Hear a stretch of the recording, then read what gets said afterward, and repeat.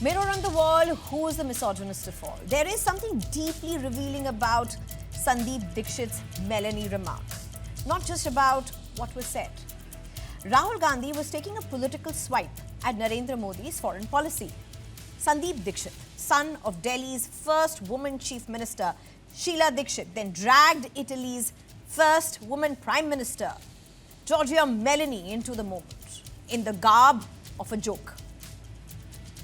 Rahul Gandhi did not stop the exchange. He laughed, responded, moved on. A woman's name became the punchline yet again. The message sent. It's okay to be misogynist. It's okay to joke about women in power, influence, and politics in ways that attempts to zero them down to just two things: gender and trophy. And then you have a crass misogynist attack on Rahul's grandmother, Indira Gandhi, India's first and only woman Prime Minister, by BJP MP Nishikant Dubey. He posts photographs of Indira Gandhi with Fidel Castro and Yasser Arafat, questioning if it was a fire of lust. Obnoxious.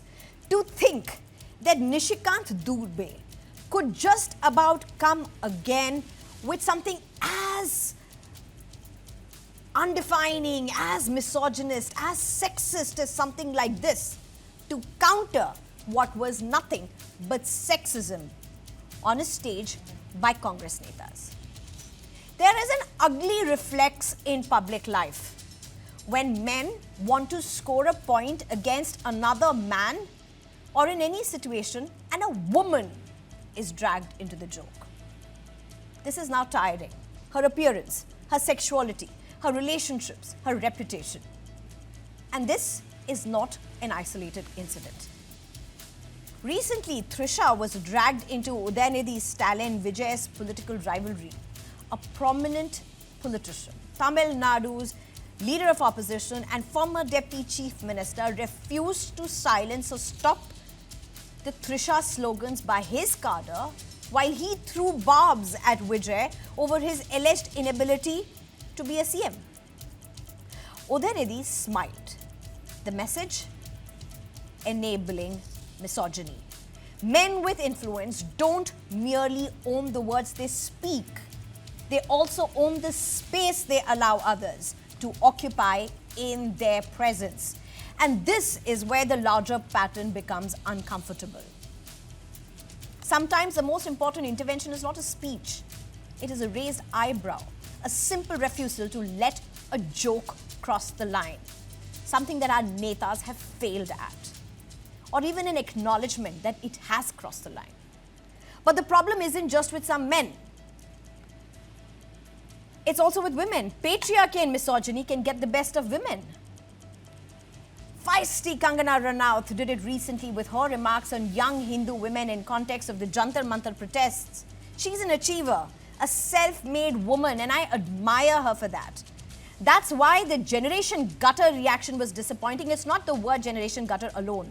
She said, they are so ugly, they can't even be homemakers. Kangana, that was not the choice of a woman, a self-made woman. That was not the choice of words that should have been made. If our netas claim to represent a politics of equality, a politics that speaks about women's rights and dignity, then you cannot selectively apply those principles. You cannot demand that women be treated with dignity when it is politically convenient and then shrug when misogyny arrives disguised as humor. I'm being joined by Kasuri Shankar, actor and social activist, Mithali Nikore, founder and chief economist for Nikore Associates, as well as Neerja Chaudhary, who's a very senior journalist. Thank you very much, all three of you, for joining me. Thank you for taking the time out. You three women are achievers in your own rights. Kasuri Shankar, let's just start with you. You are an actor and social activist. You're also a BJP neta. How do you look at what's happened over the last few days and weeks? Hi, this is a very important topic, and thank you, News9, for even bringing this up and actually discussing it. It's something that we have to talk about. We need the men of our nation to start from the top down and walk the talk. I was horrified, especially particularly by in the last few days Tamil Nadu has been watching people throw misogynistic remarks. The speaker of the assembly, a constitutional authority, participates in an anti-abortion rally and calls a woman's choice murder. And then on the other hand, there is this absolutely disgusting display of misogyny and chutzpah on stage by Rahul Gandhi and Sandeep Dikshit. When they hug and make fun of Mr. Modi, that itself is a huge topic to talk about. But when they bring in the Meloni name, I couldn't believe what I saw. It was a jaw-drop moment for me. You talked about Kangana in the same breath, and I have to say, when Nishikant Dubey brings up a photo of Indira Gandhi and Fidel Castro, again, I'm not justifying it, but I at least understand that it's reactionary, and he's trying to kind of say, is this the same thing? Would you say the same thing about your grandmom? Which again, not kosher. But I'm saying, at least I understand the reactionary stuff. With Kangana, I have a different point of view. I think homemakers is not a gender term. Homemakers in the 21st century is no longer, homemaking is not a privy of women. So when she says you don't have a home, I think she was talking about not setting an example for the next generation. The way I think an Italian herself, Mrs. Sonia Gandhi, who has maintained a silence till today, I feel she needs to answer for her son's behavior on stage. What has she raised?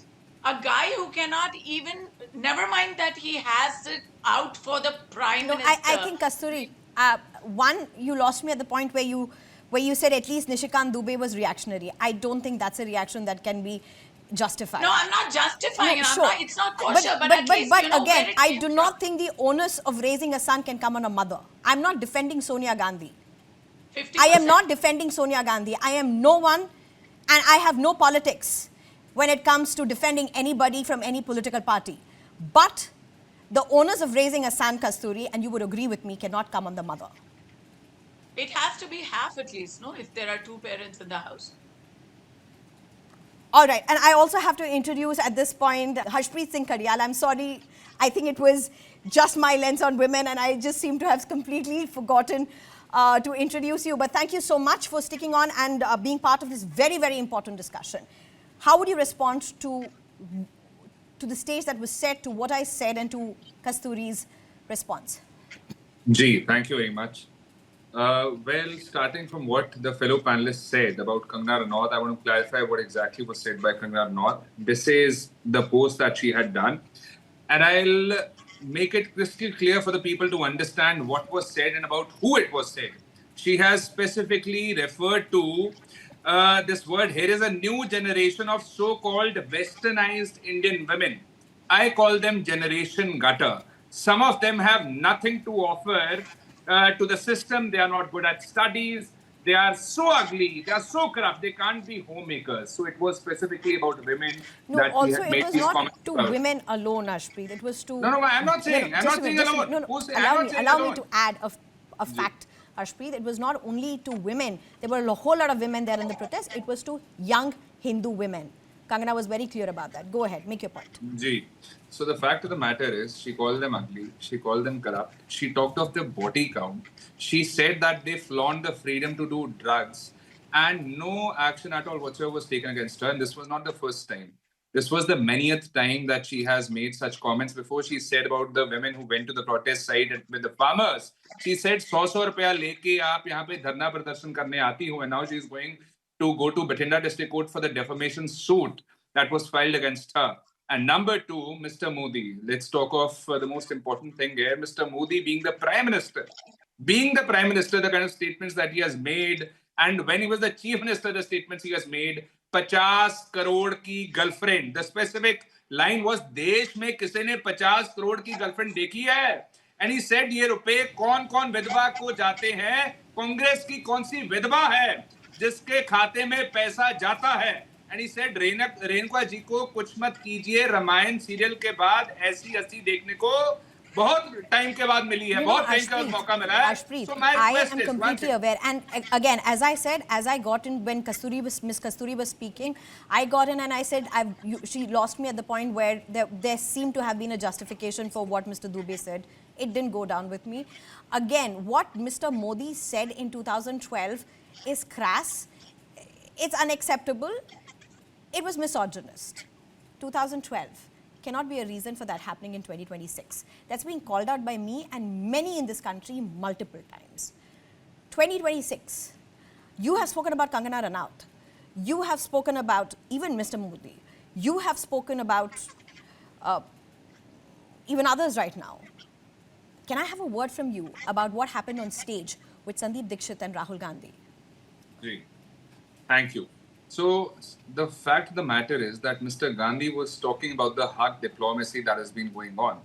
And the fact here is that the Bharatiya Janata Party has tried to twist it, distort it, and do propaganda and politics over it because they want to divert attention from the main issue. No, hold it. If you're saying that, I'll play out the bite. I'll play out the bite. Now, 1 second, please, 1 second. They have attributed it all to Mr. Gandhi. Mr. Gandhi did what I haven't attributed to Mr. Gandhi. I have very clearly. I don't care what BJP is doing, Ashpreet. It's my show. BJP. I'm not talking about you. And I'm putting this on point blank. Rahul Gandhi did not speak a misogynist word. But what he did not do was also condemn, stop the misogyny on stage. One, I want to clarify one thing. I wasn't attributing this statement to you. I was attributing this statement to the Bharatiya Janata Party. And when I say they have twisted it, they have distorted it, because Mr. Gandhi has not made any remark about Miss Meloni. He hasn't uttered a word about Miss Meloni. I have not gone there. Please mute her. I haven't interrupted her. Please mute her. My request is, one, Mr. Gandhi didn't even utter a word about her. Second, Mr. Gandhi was specifically referring to the hug diplomacy that Mr. Modi has been carrying out with so many leaders, whether it be Donald Trump, whether it be Mr. Netanyahu, whether it be so many leaders. That's the only thing that Mr. Modi has been doing. Other than that, what have we gotten out of this hug diplomacy? We have gotten tariffs, we have gotten orders, we have gotten directions, we have gotten ultimatums. Is this your response? Please allow me to please complete. What have we gotten out of the hug diplomacy of Mr. Modi? I have not gotten tariffs. We have gotten tariffs. I have not objected to hug diplomacy. I have not objected to his mimicry of what he does. I have not objected to that, Ashpreet. What has Mr. Gandhi said? I have objected to Sandeep Dikshit coming back to Rahul Gandhi. Meloni samajh ke to hug nahi kiya. And then Rahul Gandhi pausing, smiling, and not refusing to give a message against it. A stop, a hand gesture, a stop, anything, a message. Understood. I'll answer your question. Free run. I'll answer your question. Now, thank you very much for clarifying it, that this has not been said by Mr. Gandhi. This has not been said by the leader of opposition of the country. Thank you that you have clarified it, because the Bharatiya Janata Party was attributing the statement to Mr. Gandhi. My request is, 1 second. No, the facts have to be straight. Mr. Gandhi has not uttered it. Mr. Gandhi was talking about the hug diplomacy that Mr. Modi has been carrying out. At the same time, 1 second, please. Wait, there's 1 second, please. A BJP leader said understand what is it to be an enabler? My request is, please allow me 10 seconds. I'll answer your question. Mr. Gandhi's sister, Miss Priyanka Gandhi, what did Mr. Ramesh Vidudi said about her? अगर दिल्ली में सरकार बन गई, सड़कें प्रियंका गांधी की गालों की तरह बना देंगे, is what he said. What action has been taken at all whatsoever? Nothing at all. Number two, when Kangana Ranaut made all these statements, let me go to Mitali. I'll try coming back to you. I've stayed on you for a very long time. I really gave you the opportunity to speak to the question that I was answering. Ms. Neerja, I'll just come to you, Mitali. What do you make out of what you have seen till now? It's a battle for who's the worst misogynist. How do you look at what's playing out? Thanks, Neha. So I think we've heard a lot about, the banter that's happened in the first 25 minutes of your show. I'm going to really try to bring some data here so that, the viewers and all of us can make sense of this, right? Today, after 50 to 60 years of independence, or we are on 14th August. Tomorrow is the 80th Independence Day of India, right? Women's labor force participation tomorrow is going to be 40%. So only 40% of qualified women in this country have the right, or are able to earn some sort of an income every day, right? Of course, this has gone up in the last 10 years. We've had an improvement from about 20% to 40% in the last 10 years. We've seen that. But a lot of that has come because women have participated more and more in the rural economy. They have participated more and more in their own farms, in their own agricultural incomes are the mainstay.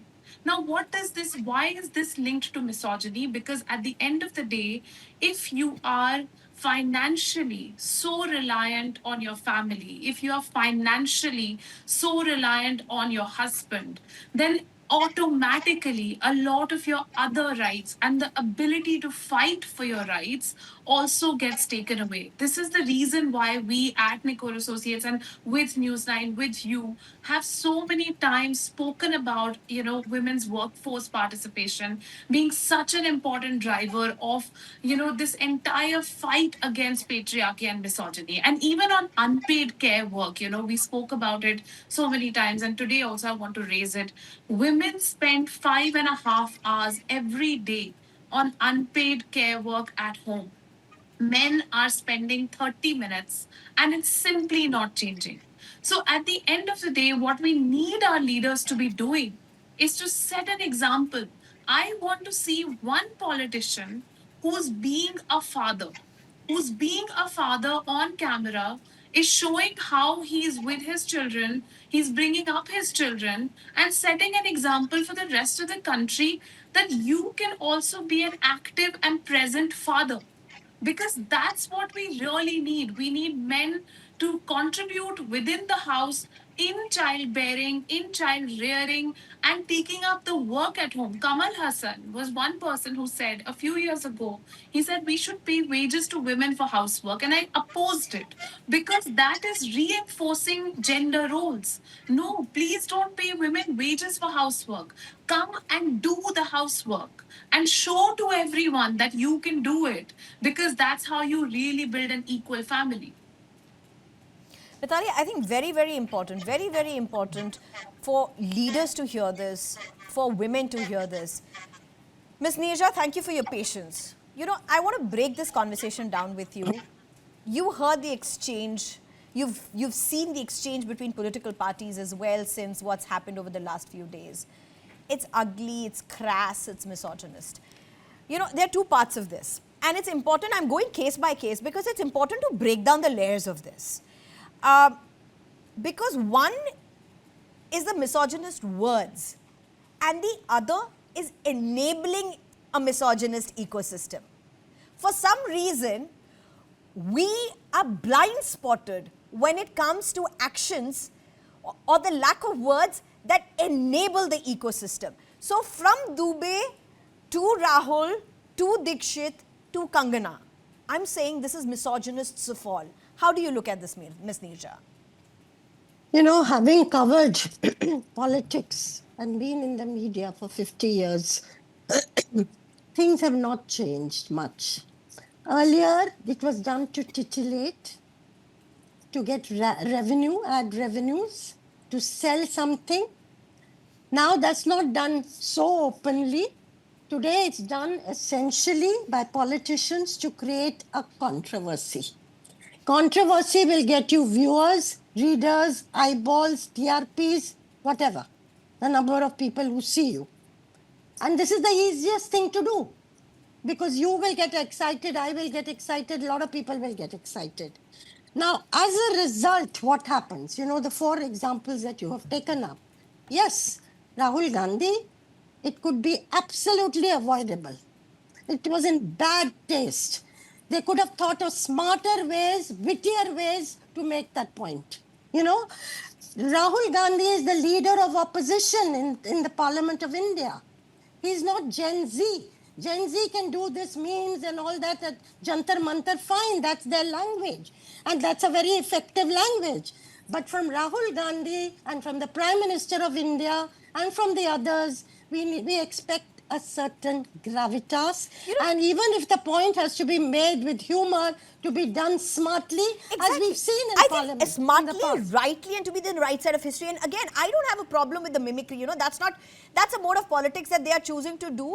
It's politics. Everybody has their own way of doing politics. So if he wants to play out a hug, that's his form of politics that he has chosen, that he thinks connects with his supporters. That's his choice. That's my right, point is the bringing in Meloni समझ के तो नहीं किया. And then with you, the enabling part of it, he did not indulge in it himself. He didn't speak a word. But yes, Sandeep Dikshit did mention the Prime Minister of Italy, and it's a friendly country. So one has to be, worried about that, careful about that. Coming to Nishikant Dubey, I find that absolutely unacceptable. You know, to say the fire of lust about Indira Gandhi, the Prime Minister of India, doing that with Castro, who was a friend, and that is the way they greet you in the country. Many parts of India, that's the way they will greet you. They will embrace you. The Prime Minister embraces all the world leaders that Rahul Gandhi is talked about. But that's the way they express affection, warmth. So to that kind of an innuendo, I mean, it's not just distasteful. It's, I hope that Bharatiya Janata Party will take action against Nishikant Dubey for that. That is, the only woman Prime Minister, not because she was Congress or anything like that. But what is the message you're given to the women of India on the eve of the 80th Independence Day? What are we supposed to take from that? All this, Miss Neja, ironically as it was Nishikant Dubey's attempt at countering the innuendos which were made at Prime Minister Modi and the remarks with Meloni. And to think that he thought this was okay to counter that misogyny. Again, it just brings down our discourse in national politics. And this is not one party problem. That's a big problem now. It's everybody. It's everybody. That's the hard truth. And unless women make this an issue, that this is a matter of our dignity, we will not stand for it. Unless we make it such an issue that it becomes an electoral issue, that it actually influences our voting choices. Who's going to treat us with respect is going to get our vote. Who's going to treat us like this will not get our vote. Unless we women do that in the country. And let me tell you this, I was saying this on another channel. I feel that this century is going to belong to the women of India as you look around, particularly to the young women of India, because they are today the most aspirational group. They are ready to do anything, given an opportunity. And I keep saying, you may delay their march, you will not be able to stop that march. Okay. If you harness that energy, India is going to be a very different place. But if you're going to put this kind of thing in their way, it is, they've dealt with it over the decades, over the years. We've all dealt with it. Okay, I think I'm short on time. Very quickly, I want to go to each one of you, maybe 15 seconds, 20 seconds, your last statement, your last remarks on this. I think that's also going to be decisive, not just as the party leaders or the positions or the professions you come from, also as people who stand on this debate. Kasturi Shankar, let's start with you. Yeah, I think when you run short of ideas to oppose the present government, or particularly to target the Prime Minister, I think Mr. Rahul Gandhi and Sandeep Dikshit were trying to kind of, as Madam Gulati said, they are trying to be stand-up comedians, and they're trying to imitate the Gen Z vibe, and they fell really on their faces with that effort. I think, when you don't have political clarity, this is what happens. But I also want to call out the Congress spokesperson here. He knew what all was wrong with the world. I have less but time. You've he made your is point. such a Ashpreet hypocrite Singh, when it Thank comes you to very the much. way Thank he you very does much. actions. My request is to the Bharatiya Janata Party that they ought to take action against Kangana Ranaut. Absolutely, I agree that Mr. Nishikant Dubey should take back his words. To women, my request is. But will Mr. Modi Rahul said Gandhi back in take the back day, his words yeah, about? we can't. I'm not there yet. Okay, Kasturi, let Ashpreet speak. I gave you the chance. Let Ashpreet speak. Go ahead, Ashpreet. Thank you very much. I had the decency to not interrupt. Okay. Please extend the same Finish courtesy. your point. I'm Thank short you. of time. Very decent. So my request is that Mr. Modi said it to the Congress budiya nahi hai, Congress budiya hai. That is what he has said. Okay. He has called Sonia All right. Gandhi. All One right. second, please, 1 second. Our leaders like Sonia Gandhi ji have been called Jersey cow. Colonel Qureshi was called sister of terrorists by the BJP All right. minister. You've made your point, Please, sir. I've allowed you to make your ought to point. ensure, just one last point, please. As per ADR's report, BJP has maximum elected. Okay, completely out of time. Completely, Mitali Nikore, your 15 seconds. Go ahead, make your point. Thank you. I think my last word would be, instead of politicizing, I think it's time for all the women in parliament to come together, all the women elected representatives to come together I back and that. to adopt a code of conduct on decency and, in the code of conduct of leaders of this country. Fantastic suggestion. Fantastic. I completely back that. I think if Ms. Neerja thinks that this century is going to be the century of women in India, I think that's one thing that can be done in the parliament. Ms. Neerja Chaudhary, your parting remarks. No, my thing is, to see all this, it diminishes each one of us. Absolutely. Absolutely. I think I just end this discussion with that. It can't get better with how Ms. Neerja has summed this up. Thank you very much, each of you, for joining me. A conversation that's deeply painful. Thank you so much.